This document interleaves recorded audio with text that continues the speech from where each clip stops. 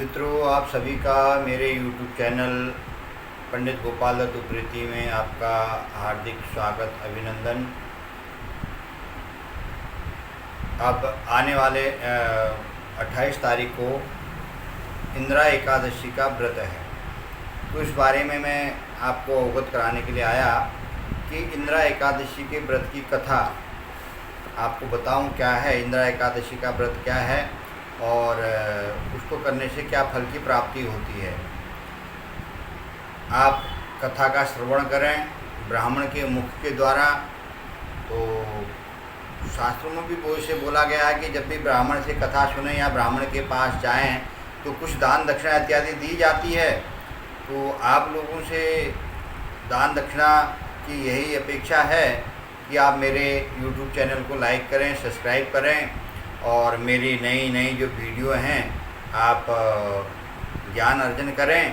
तो यही आपकी दक्षिणा है और यही आपका स्नेह है।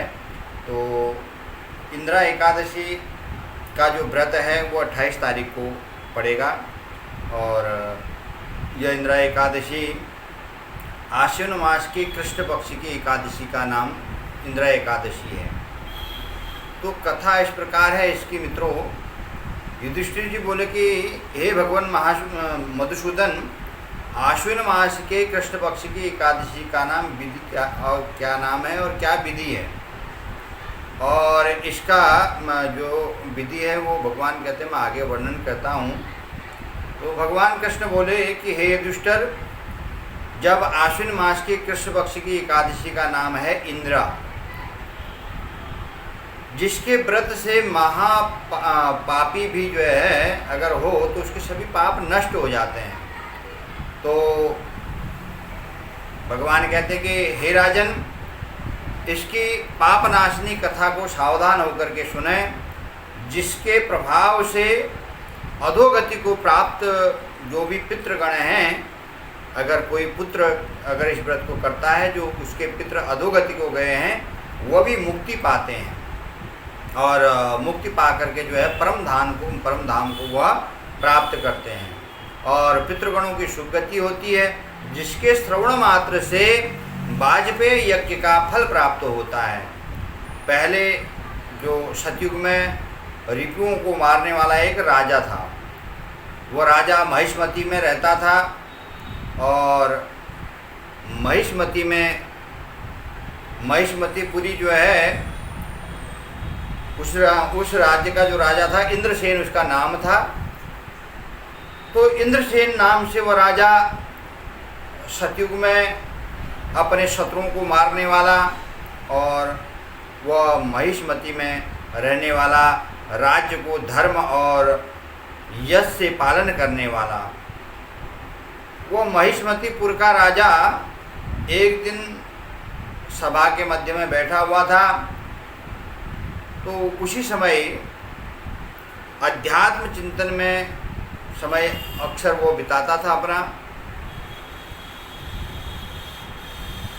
सभा के मध्य में बैठा हुआ था तो आकाश मार्ग से नारद जी का आगमन हुआ और आकाश मार्ग से जब नारद जी आए, नारद जी राजा के पास पहुँचे। राजा ने पाद्य अर्घ्य इत्यादि दे करके उनका अर्चन करके पूजन किया और पूजन करके आसन पर बैठाया।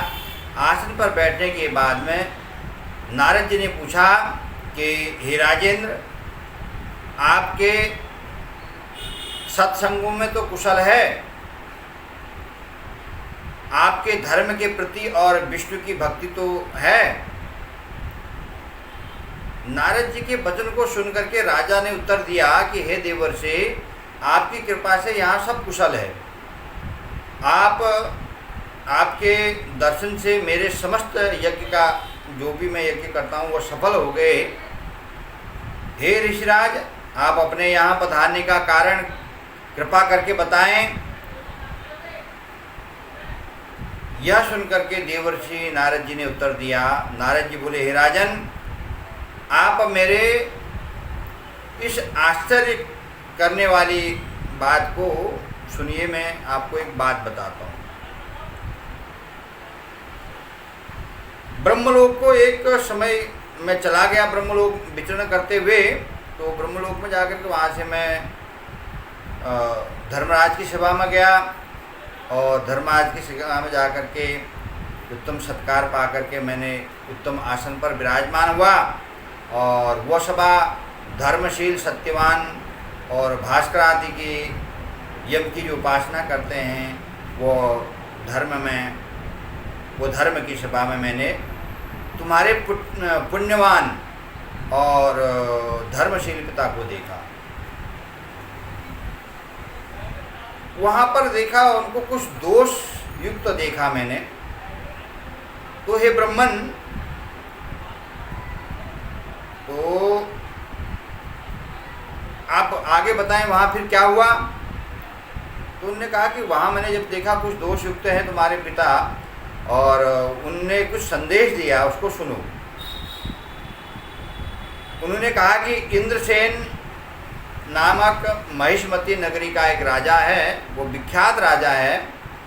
तो हे ब्राह्मण, उसके आगे जाकर के कहना कि आप जब मृत्युलोक में जाएं तो उसको जाकर के कहना किसी पूर्व जन्म के पाप से तुम्हारे पिता यमराज की सभा में हैं।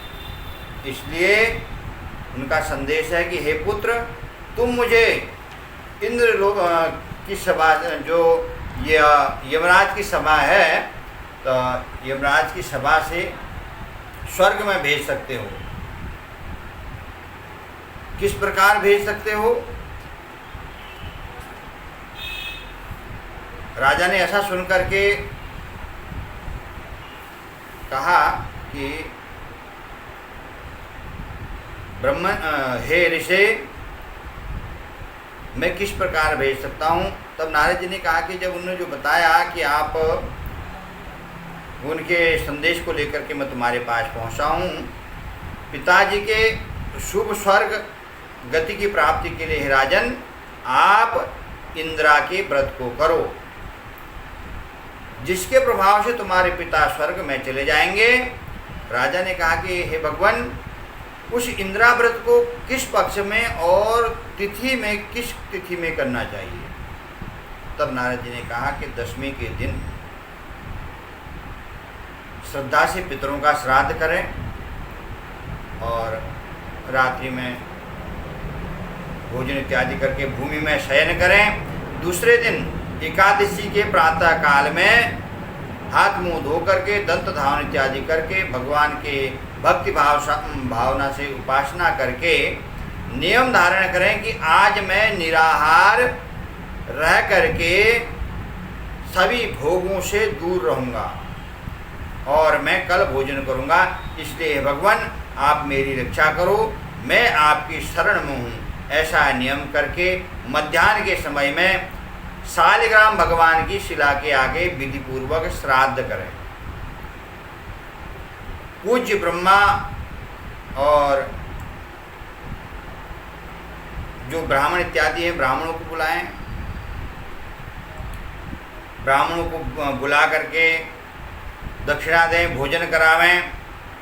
भोजन कराएंगे तो भोजन, ब्राह्मणों को भोजन इत्यादि कराने के बाद भी स्वयं भी भोजन करना होता है। तो आपने क्या करना है, जो भोजन बना हुआ पितरों के लिए, तो आप उसको सूंघ लेना, सूंघ करके गौ को खिला देना। धूप दीप गंध आदि से भगवान की पूजा करना और रात में भगवान के समीप जागरण करना। द्वादशी के दिन प्रातःकाल भक्ति से भगवान का पूजन करके ब्राह्मणों को भोजन कराना और ब्राह्मणों को भोजन करा करके उसके बाद में चुपचाप होकर के बंधु बांधवों के साथ में स्वयं भोजन करना। इस रीति से हे राजन, विधि पूर्वक इस विधि से जो व्रत को करेगा, जो भी अपने पितरों के निमित्त उनकी मुक्ति चाहता है, तो वो पितरों को मुक्ति देने वाला ही इंद्रा का व्रत है। तो इस विधि से अगर तुम करोगे तो तुम्हारे पितर लोग विष्णु लोक में निवास करने लगेंगे। हे राजन, इस प्रकार कह करके मुनि अंतर्ध्यान हो गए राजा ने बताई हुई विधि से, और रानी आदि नौकरों आदि ने सब ने उत्तम व्रत किया। तब भगवान केशव मधुसूदन कहते हैं, हे युधिष्ठिर, इस व्रत के करने पर उस राजा पर स्वर्ग से पुष्प वृष्टि हुई। उनके पिता गरुड़ पर बैठ करके बैकुंठ लोक को चले गए। राजा इंद्रसेन भी धर्म से निष्कंटक राज्य को चलाता रहा और बाद में जो है अपने पुत्र को राज्य को सौंप करके वह भी जो है विष्णु लोक को चला गया। इस प्रकार व्रत करने से उसके पिता को भी जो है स्वर्ग प्राप्त हुआ और जब वह उसका समय निकट आया तो अंत में वह भी विष्णु लोक को गया, चिरकाल तक का वहाँ निवास करा। इस प्रकार ब्रह्मवर्त पुराण का कहा हुआ आश्विन कृष्ण पक्ष का इंद्रा नाम की एकादशी का महात्म्य नारद जी कहते हैं। इस प्रकार जो है आप कोई भी करें तो अगर किसी के पितर अधोगति को प्राप्त हैं तो वह स्वर्ग लोक को जाते हैं। इस प्रकार इंदिरा एकादशी का व्रत हुआ। जो व्रत इंदिरा एकादशी का करते हैं बहुत अच्छी बात है, जो नहीं करते हैं तो अपने पितरों की मुक्ति के लिए अगर करना चाहते हैं तो इस विधि से इंदिरा एकादशी का व्रत करें, जो 28 सितंबर 2024 को पड़ेगी। और इसमें एकादशी का जो है अरुणोदय और सूर्योदय कालीन का विधान बताया गया है। अरुणोदय कालीन जो एकादशी होती है तो सूर्योदय से 4 घड़ी पहले ही जो एकादशी लग जाए इसको अरुणोदय कालीन बोलते हैं, और जो सूर्योदय के बाद में लगे वो सूर्योदय कालीन बोलते हैं, वो सूर्योदय कालीन बोली गई। 10वीं विदा एकादशी नहीं लेनी चाहिए, तो इसलिए जो है 27 तारीख को 10वीं विदा एकादशी है। 28 तारीख को जो है एकादशी पूर्ण रूप से जो है एकादशी है। उसके बाद अगले दिन 29 तारीख को आप जो है व्रत का पारायण करें और इस विधि से करने से जो पितर हैं वो भी स्वर्ग को प्राप्त होंगे। और आपका इंदिरा एकादशी का व्रत का मैंने कथा सुनाई, आप लोग श्रवण करें, उस दिन सालग्राम का पूजन करें, जागरण करें, शुद्ध आचरण करें। जो एकादशी का व्रत नहीं भी करता है तो उस दिन जो है भगवान विष्णु के समीप, कृष्ण के समीप, सालग्राम के समीप उनके अष्टोत्तर नाम का ध्यान करें, द्वादशाक्षर मंत्र का जाप करें। ओम नमो भगवते वासुदेवाय नमः। जो व्रत नहीं करते हैं कम से कम एकादशी के दिन 108 बार इस नाम का जाप करें तो भगवान की कृपा से नाम जप में बहुत बड़ी शक्ति है। हमारे साधु संत ऋषि मुनि नाम जप की बहुत महिमा बताते हैं। आप लोगों से अगर जो व्रत करते हैं तो व्रत की कथा मैंने आपको बताई। जो व्रत नहीं करते हैं वो नाम जप करें और भगवान मधुसूदन सभी का कल्याण करें। आप लोगों को मेरे सबको नमस्कार है और ये मेरे चैनल को लाइक करें, सब्सक्राइब करें और नए वीडियो, नए व्रत, नए विधान को जानने के लिए आपके पास नई वीडियो पहुंच जाएगी, जिससे तो आप अपने धर्म के बारे में जान पाएँ क्या है क्या नहीं है।